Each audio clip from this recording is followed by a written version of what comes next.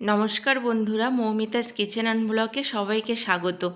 আজ আমি তোমাদের সাথে শেয়ার করব নিরামিষ পনিরের তরকারি, যেটি নিরামিষ দিনে রুটি, লুচি, পরোটা, ফ্রায়েড রাইস, পোলাও সব কিছুর সাথে কিন্তু খেতে দুর্দান্ত লাগে। আমি এখানে একটা কড়াইয়ে কিছুটা পরিমাণ সর্ষের তেল দিয়ে বেশ গরম করে নেব। নিয়ে এখানে আমি 300 গ্রাম পনির নিয়েছি। পনিরটাকে আমি হালকা করে ভেজে নেব। এখানে আমি রান্নাটা সর্ষের তেলেই করছি, তোমরা চাইলে সাদা তেলেও করতে পারো। এবার পনিরগুলোকে সব দিয়ে ভালোভাবে একটু ভেজে নেব। বেশি কড়া করে ভাজবো না, হালকা একটু এক পিঠ রং এরকম একটু হালকা ব্রাউন কালার হলে এক পিঠ উল্টে দিয়ে দু পিঠ এইভাবে হালকা করে ভেজে নিচ্ছি। এইভাবে হালকা করে ভাজলে আর জলে ভিজিয়ে রাখার প্রয়োজন হয় না। আর যদি খুব কড়া করে ভেজে ফেলো তাহলে কিন্তু জলে ভিজিয়ে রাখতে হয়, না হলে পনিরটা খাওয়ার সময় বেশ শক্ত লাগে।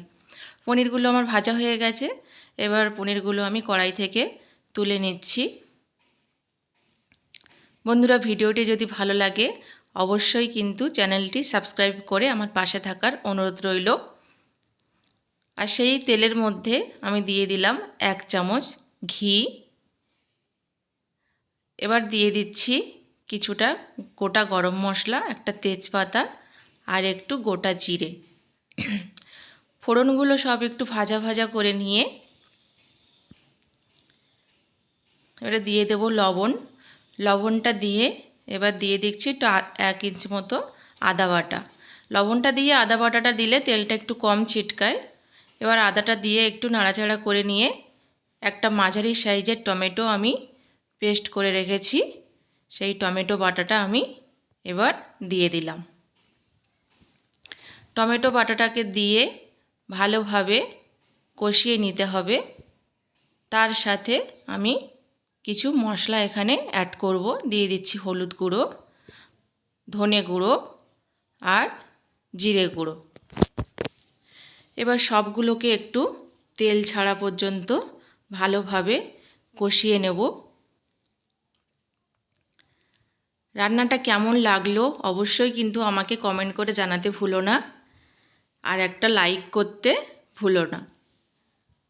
এইভাবে মশলাটা থেকে তেল ছেড়ে দিলে আমি এখানে 2 চামচ পোস্ত আর 5টা 6টা কাজু বাদাম আগে থেকে বেটে রেখেছি, সেটা দিয়ে দিলাম।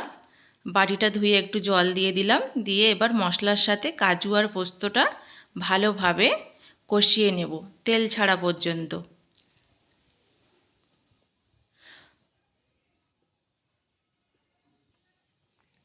এবার একটু দিয়ে দিচ্ছি কালারের জন্য কাশ্মীরি লঙ্কার গুঁড়ো।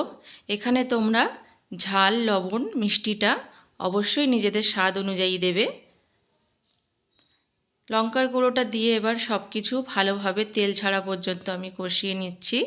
মশলাটা আমার কষানো হয়ে গেছে, দেখতেই পাচ্ছ তেল ছেড়ে দিয়েছে।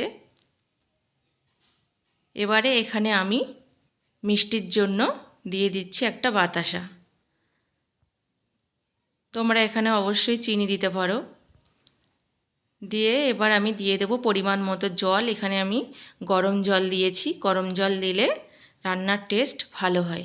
জলটা বেশি পরিমাণে দেব না, যেহেতু এটা সেমি গ্রেভি হবে, বেশি পাতলা ঝোল হবে না, সেইভাবে জলটা বুঝে দিতে হবে।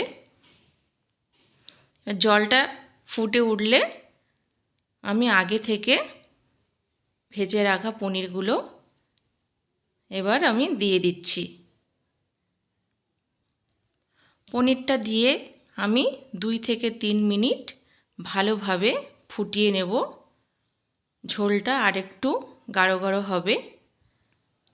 নিরামিষ দিনে তোমরা অবশ্যই এই রান্নাটা একবার করে আমাকে কমেন্ট করে জানিও কেমন হলো। আর রান্নাটা কিন্তু খুবই কম সময়ে হয়ে যায় আর খুব একটা উপকরণ লাগে না। তো ঝোলটাকে আমি একটুখানি ফুটিয়ে নিচ্ছি। ঝোলটা একটু গাঢ় হয়ে এলে আমি দিয়ে দিচ্ছি একটু গরম মশলা আর একটু ধনেপাতা কুচি। আর যেহেতু আমি প্রথমে ঘি দিয়েছিলাম 1 চামচ, তাই আর এখানে ঘি দিলাম না। তোমরা অবশ্যই এখানে একটু ঘি দিতে পারো। আমার রান্নাটা কিন্তু একদম হয়ে এসছে প্রায়। এবার গরম মশলা আর ধনেপাতাটা দিয়ে আমি জাস্ট 1 মিনিট নাড়াচাড়া করে নিয়ে গ্যাসের ফ্লেমটা অফ করে দেব। তো বন্ধুরা, রান্নাটা কেমন লাগলো অবশ্যই আমাকে জানিও, এবং ভালো লাগলে অবশ্যই কিন্তু শেয়ার করতে ভুলো না বন্ধুদের সাথে, আর একটা লাইক করে দিও।